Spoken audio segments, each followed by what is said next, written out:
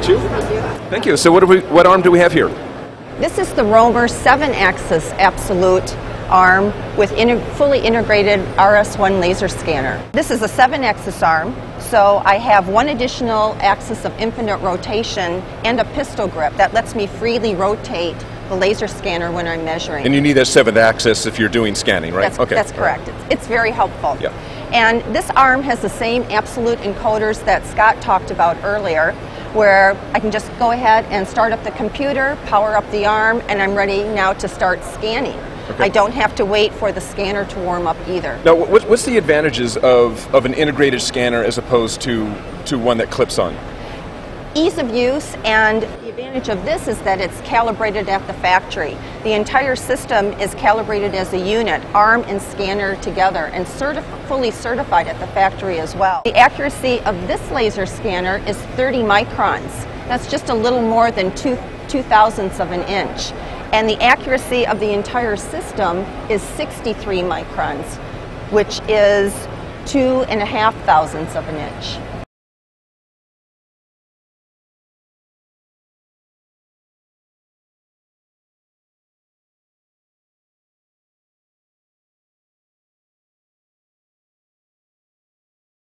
Well, hey, that's the joys of broadcasting live from a show floor. You just don't know what's going to happen.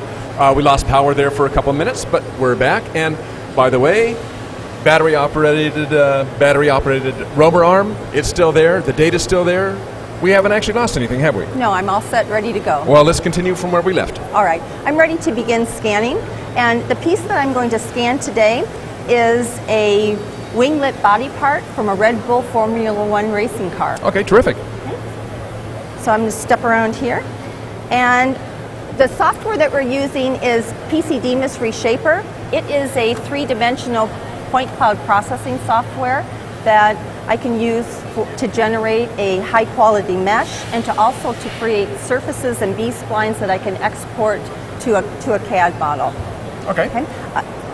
So what I'm going to do is I'm going to come over here and I'm just going to select my Measure Digitize button and walk around to the part that I'm going to scan. And you can see that the laser scanner is active right away. Right. And this is a highly reflective piece. So what I want to do is to capture how much this material reflects back the laser line. And the ROMER Absolute 7-axis arm with the integrated RS1 scanner can do that with one click of the button. So I'm just going to position the laser line on the piece and click a button, and you'll see in the lower left-hand corner of the screen that the system has automatically calculated the correct exposure and laser power based on this material, and it's changed the setting on the scanner. Okay, so what you're saying is that if you change surfaces, you can just push a button and it will automatically set its sensitivity to the reflectivity or the color of that surface, right? That's correct, Dirk. Okay. And I can also do that right when I'm in the middle of scanning. So if I scan a part that has different types of materials on it, with just one button click, I'm now set to the new material and I can just keep on scanning.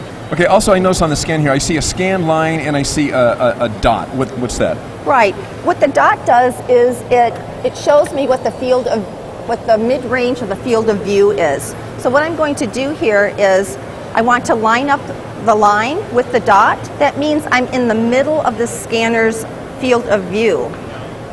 And I'm just going to click the record button on the arm and drag the laser scanner across the part.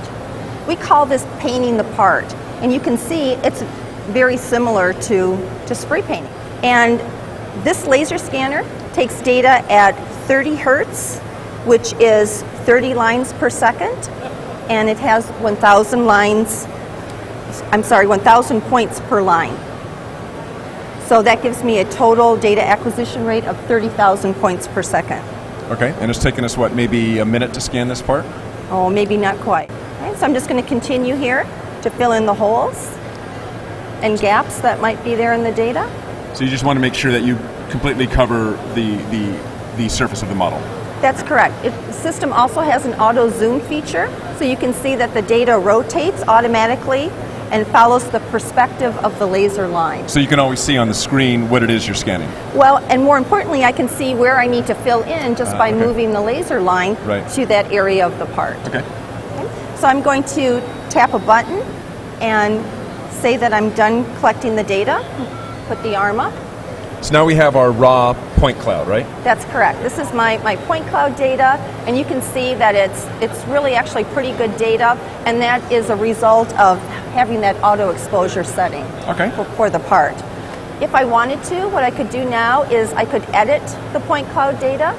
So I could select it, come up here to my cloud menu, and select the clean function, and just click and choose the data that I want to delete. So you're just getting rid of any outliers or features that you don't want included in the finished scan? Is that right? That's correct. Or if my part was fixtured and I wanted to remove the fixture from the data, I could do that as well. Okay. So I'm just going to select that, say OK, and it gives me some nice clean data. I'm going to show you a reverse engineering process. So the first step of that was actually collecting the point cloud data. Next thing I'm going to do is to select that point cloud data and then create a mesh. And then after that, I'm going to use the mesh data to create surfaces that I can pull into a CAD package. Okay. So here. So this is kind of a three-step process. You're getting your raw data, creating a mesh, and then creating the patches? Yes, that's correct. And the nice thing about this software, PC Demus Reshaper, is that it allows me to perform those steps quickly and easily. So I have the point cloud selected, and because I'm using the RS1 scanner, I can come up here to the RDS scanning function, and I can actually generate a mesh with one mouse click.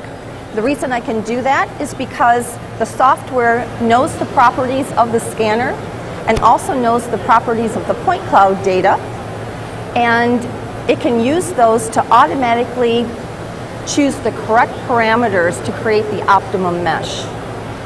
So I'm going to click that button and set my max triangle value here and go ahead and start to create the mesh. The system creates the mesh in a few different steps. It first creates a rough mesh, and then it refines that and gives me the optimum mesh. Now it created that mesh pretty quickly. Very, very quickly. That's typically a process that is very time consuming. And in this case, it created that mesh very quickly. And you can see here I have a mesh of the entire part. Now, even after I've created the mesh, there may be some small imperfections. And PC Demus Reshaper lets me correct those. So if I zoom in here on my part, you'll see in this area I have an imperfection.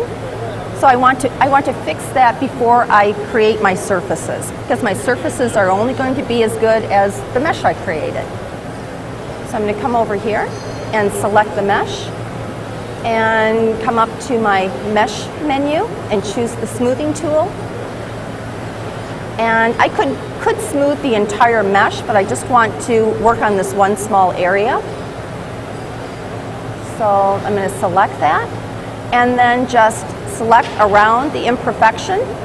And notice that I'm selecting some of the good data as well. What the system will do is it will go ahead and look at the edges or the boundary of the area I selected and use that data to continue that surface over the imperfection. Okay, so it's assuming that the data surrounding the imperfection is the data that you want to basically copy, right? That's correct, okay. Around the edges. Okay. So I have the mesh all cleaned up.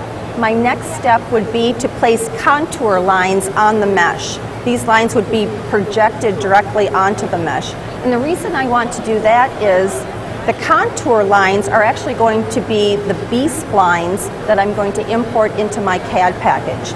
And where the B-splines intersect to form valid four-sided patches, that's where I'm going to get a surface that I can then pull into my CAD package. Okay.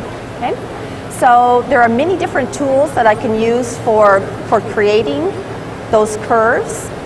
I can come over here to the contour tool and I can do cross sections. I can do a free-handed cross section. You can see it's just as easy as just drawing basically right on the mesh. I can also follow a contour of the curve or put contour lines tangent to a radius, which is a really nice feature that's used very often. Okay? So I go ahead and I complete the model, and I have all of my contour lines here that are placed on the model. And then after that's done, then I select all the contour lines and the mesh, and then from this I'm going to generate the B-splines and the patches. So I have that selected. I'm up here to the CAD menu, and I'm going to choose patch from a set of lines. The system will go ahead and create the different patches and the B-splines, and now this is the data that I can pull into my CAD package. And how would you get it into your CAD package? What I would do is I would select the B-splines and then select the patches, and then I could just come over here to the menu and I could go ahead and I could export those, and my export capabilities are either STEP or IGES. Okay, so what we've seen is going from a point cloud to a mesh to patches ready to be exported into your CAD program. That's correct. That's the process I would use for reverse engineering using the ROMER 7-axis absolute arm with fully integrated laser scanner and PC DMIS reshaper. Okay. Let's see. Yep. Okay, this one is from Brian. He wants to know how do the arms mount to a workbench? Magnetically? Yes. Every arm has a magnetic base that's included with it, and the arm just connects to the magnetic base with a puck, and you can just apply the magnets, and your arm is ready to go. Oh, somebody has a question about the. Does it have a controller box? Are we seeing the whole thing right there? Yes, it does not have a controller box. Because the scanner is fully integrated, it doesn't need it. The only thing that is connected between the arm and the computer is a direct cable. No controller box necessary. Okay. I think this is the last question we have time for right now, is how often do you need to calibrate the scanner? Well, not very often, if at all. Since the scanner is integrated with the arm, it's fully calibrated at the factory with the arm. But we also provide a certified artifact with the scanner, so the user can check to see if the scanner is measuring within spec before he starts his measurements. And if it's not, it's a very quick 2-minute process to recalibrate that scanner. Okay. Well, Uta, it looks like that's all the questions for you right now.